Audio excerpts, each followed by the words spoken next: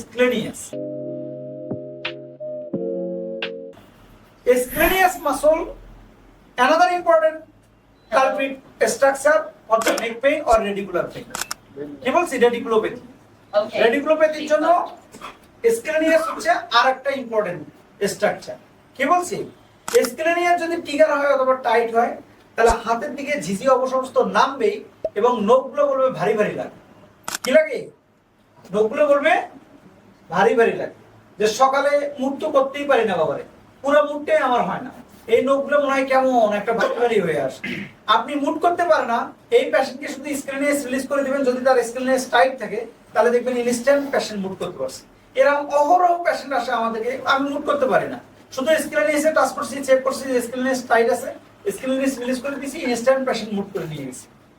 তো স্ক্লেনিয়াস টাইট হলে কি হবে? মুড করতে অসুবিধা হবে এবং হাতের দিকে ঝিঝি অবসমস্যা। কি বলছি? Quick scanner.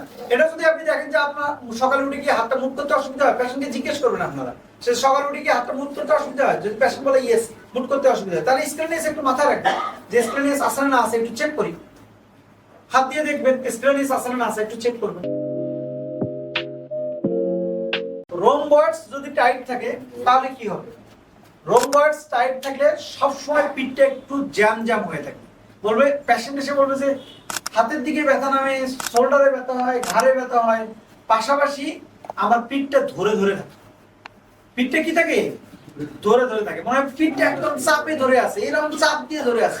পেশেন্ট এসে এইভাবে এক্সপ্রেস করে, পেশেন্ট এসে এইভাবে কমপ্লেইন করে যে আমার সব ভালো কিন্তু পিঠটা ধরা যাচ্ছে না, পিঠ ধরাটাই যাচ্ছে না, পিঠটা ধরে ধরে থাকে। তার মানে রোমবয়েডস কোথায় থাকে?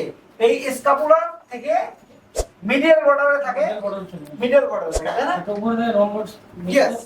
তো সেক্ষেত্রে পেশেন্ট কমপ্লেইন করবে এরকম যে পিঠটা আমার ধরে ধরে থাকে, পিঠটা ধরাই ছাড়ে। কোয়াড্রাটাস লাম্বোরাম। কোয়াড্রাটাস লাম্বোরাম মাসলকে বলা হয়েছে culprit muscle of the back pain. কি বলছি? Culprit muscle of the back pain. এই কোয়াড্রাটাস লাম্বোরাম মাসল যদি টাইট হয়ে যায় অথবা ট্রিগার হয়ে যায় তাহলে পেশেন্ট বলবে, প্রথম যে কথাটা বলবে যে টার্নিং মুভমেন্টটা আমার প্রচুর পেইন হয়, বিছানায় আমি একাত ওকাত হতেই পারি না রে বাবা। বলবে কি? বিছানায় আমি এপাশ ওপাশ কাত হতেই পারি না। কোয়াড্রাটাস লাম্বোরাম ধরে নেবেন যে তার কোয়াড্রাটাস, তখন আপনি চেক করবেন কোয়াড্রাটাস লাম্বোরাম টাইট আছে না আছে, ট্রিগার দেখবেন, আপনি হাত দিয়ে টেন্ডারনেস দেখবেন। কি বলছি? যে আপনি কোয়াড্রাটাস লাম্বোরাম চেক করবেন, দেখবেন কোয়াড্রাটাস লাম্বোরাম খুঁজে পাবেন। এরপরে আরেকটা কমপ্লিট করবে কোয়াড্রাটাস লাম্বোরাম পেশেন্টগুলো টাইট হলে অ্যান্টি গ্র্যাভিটি মুভমেন্টে অনেক প্রবলেম হবে, অর্থাৎ বসে থেকে আমি উঠতেই পারি না, বসে থেকে আমি উঠতেই পারি না, অ্যান্টি গ্র্যাভিটি মুভমেন্ট, সিঁড়ি দিয়ে আমি উঠতেই পারি না, অনেক ব্যথা, কোমরটা অনেক ব্যথা করে, সো অ্যান্টি গ্র্যাভিটি মুভমেন্টে পেইন হবে। কোয়াড্রাটাস লাম্বোরাম যদি টাইট হয় তাহলে এই ইনগুইনাল রিজিয়নও পেইন হবে। কোথায় পেইন হবে? ইনগুইনাল রিজিয়নও পেইন হবে। এই পেশেন্টটা তো পেইন তো কমপ্লেন থাকবেই এবং sometimes pain refer to the lower leg.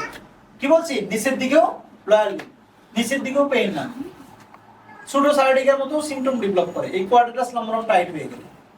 Okay.